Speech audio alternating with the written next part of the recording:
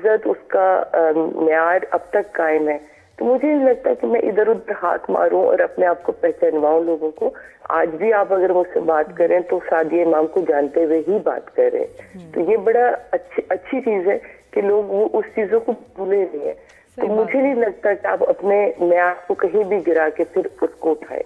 क्या बात है। नहीं, और मैं तो कहती हूँ लोग जाके बाहर सेटल हो रहे होते हैं, बड़ी हिम्मत चाहिए। तो आई लव पाकिस्तान है, जो मुझे लगता है यहाँ जो हमारे अयाशियाँ हैं और जो सपोर्ट सिस्टम है और जो प्यार है, प्रोटोकॉल है कि बिल भी जमा हो गया है, में भी बैंक में गए तो फौरन आए मैडम आएंगे काम करते, वहाँ नहीं है। 20s अर्ली 30 में चले जाओ, उसके बाद बड़ा मुश्किल है कि उसके बाद कहीं हम नहीं रह सकते। बिल्कुल बड़ा मुश्किल होता है। अच्छा सादिया, ये बताओ, थोड़े से ड्रामों की भी बात करते हैं कि कौन सा भाई ये ड्रामे जो है में आजकल किसने दुख दिया, किसने डिसअपॉइंट किया और कौन से ड्रामे जबरदस्त में लगे हैं?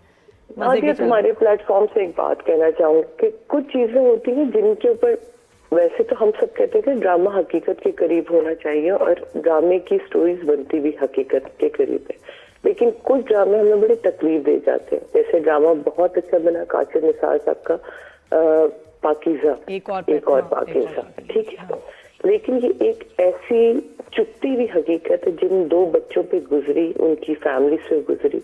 आपने ड्रामा बना के उसे उस हकीकत को दोबारा सबके जहनों में याद ताजा कर दी। आज वही इंसान जेल के पीछे सजा काट रहा है उसको, ठीक है, लेकिन आप ये देखिए कि जो लोग भूलने की कोशिश कर रहे थे, आप इसी ड्रामे में यही स्ट्रगल बता रहे हैं ना कि लोग किसी तरह भूल जाए इस वाक्य को कि कुछ हुआ ही नहीं और उनकी जिंदगी नॉर्मलाइज हो जाए।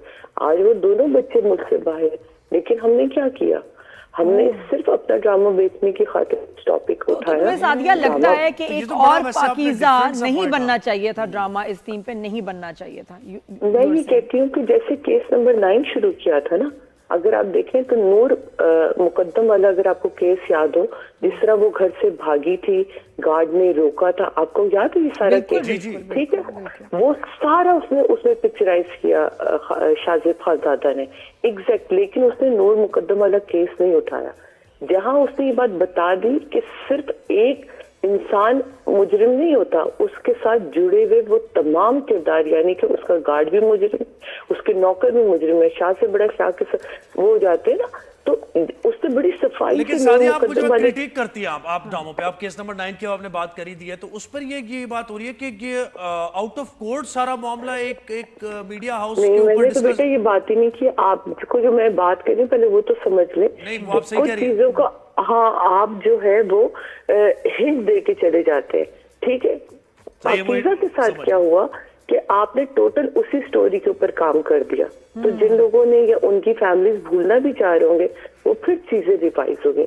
तो मैं ये सोच रही थी कल परसों बैठी हुई कि फिर उस फैमिली के ऊपर क्या गुजर रही होगी, फिर लोगों के वही सवाल होंगे, आया लोगों को समझ आ रहा है। वो क्लिप्स दोबारा आ गई सोशल मीडिया पे जो बिल्कुल लोग भुला चुके थे। बात ये सही है कि वो दोबारा से फिर शख्स दोबारा से वो तस्वीरें मैंने देखी और वो फिर वीडियोस वायरल होना शुरू हो जाएंगी, फिर चीजें निकलना शुरू हो जाएंगी। इस ड्रामे क्या हुआ की वजह से वायरल होंगी। बिल्कुल, हाँ, क्योंकि हमारी कौम ना बड़ी ही वो है, शॉर्ट टर्म मेमोरी रखती है। देखें, जब ये हुआ था केस तो उसके फौरन बाद नूर मुकद्दम वाला केस आया, नूर मुकद्दम वाला केस खत्म हो गया। उसके फौरन बाद साजिद हसन के बेटे वाला केस आया मंशियात का, अगर आपको याद हो, फिर नूर मुकद्दम का केस खत्म हो गया। उसके बाद उस बच्चे ने जिसने मार डाला अपने दोस्त को, अगर आपको याद हो, गाड़ी में ले जाके, उसका नाम मैं इस वक्त भूल रही हूँ, उसका हाइप इतनी क्रिएट हुई, वो केस दब गया साजिद भाई के बेटे के पीछे साहिर के। तो मैं ये कहना चाहती हूँ कि इन केसेस का फैसला कहाँ चला गया, केसेस दबते चले गए, हमारी मेमोरी खत्म होती चली गई। ये केसेस कहीं ना कहीं सियासत की नजर, कहीं ना कहीं लोगों की नजर होते चले गए। तो उन केसेस को तो हम कहीं नहीं देते, लेकिन जो बेचारे मजबूर होते हैं आप उनके ऊपर ड्रामा बना के उनको ठीक कर देते। केस ओपन ही रहता है, क्लोज नहीं होता कभी। केस तो ओपन हो जाते हैं, क्लोज नहीं होते। समझ नहीं आता कि इसका एंड क्या हुआ। बात आपकी सही है, केस ओपन रहता है। मैं ये कह रहा था कि आप क्रिटिक करती हैं, तनकीद ज़ाहिर है कि आपका एक क्रिटिकल व्यू होता है ड्रामों को लेकर। तो केस नंबर 9 की मैं बात कर रहा था कि उसमें ये हुआ कि एक मीडिया हाउस पर एक शो में सारे एविडेंस आ गए, वहाँ से अरेस्ट भी हो गया, सब कुछ हो गया, जो कोर्ट में मामला चल रहा था वो समझ नहीं और आता। सब्सिडीज भी तो होता है ना, केस चलते हुए केस पे कैसे बात कर सकते हैं। बहुत खूबसूरती से सडनली दिखाई, ठीक है, ये नहीं था कि प्री प्लान्ड हो। उसमें उन्होंने उस जो मुजरिम था कामरान, उसको भी इनवाइट किया, वो नहीं आया पहले अपना पॉइंट ऑफ व्यू देने। फिर उसकी जिंदगी में एक हमेशा से जल्दबाजी दिखाई गई है कामरान की।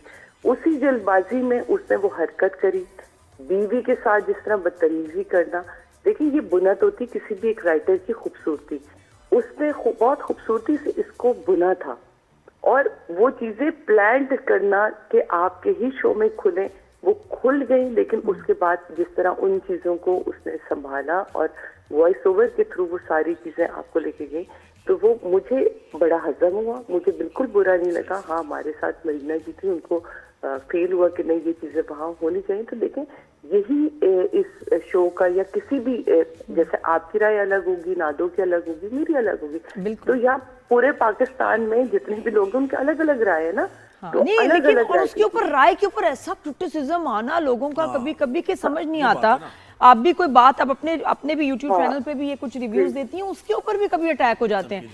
सबसे पहले तो मैं ये कहूंगी कि याद रखें कि कहा सिर्फ उसके बारे में जाता है जिसकी बात को लोग अहमियत देते हैं, ठीक है। हर एक की बात पे कोई वो नहीं रिएक्ट करता। लिखने से पहले आपको ये पता होना चाहिए, या अपनी राय देने से पहले पता होना चाहिए कि मेरी राय बहुत काबिल एहतराम है और ये मेरे लिए बहुत इम्पोर्टेंट है। अब उसके बाद दुनिया ने उसके लिए बोलना है। दुनिया कब खामोश रही है? जब ये सोशल मीडिया नहीं था तब भी बोलती थी, अब सोशल मीडिया है तो हर एक फारिग बंदा जो है उसको वो बात समझ आए या ना आए, वो उसके मेयार की हो या ना हो, वो उसकी डेप्थ में भी नहीं जाएगा, लेकिन वो फर्ज समझता, वाजिब समझता अपने ऊपर कि मुझे तो कोई राय देनी है। अब उसका आपके साथ पर्सनल ग्रज हो ना हो, वो आपको पसंद नहीं करता ना करता, उसने बोलना है। तो मुझे ऐसा लगता है, मैं अपने लिए ये करती हूँ, मैं तो नीचे के मैसेजेस देखती ही नहीं हूँ। मैंने अपनी राय दी, वो मेरे लिए काबिल एहतराम थी।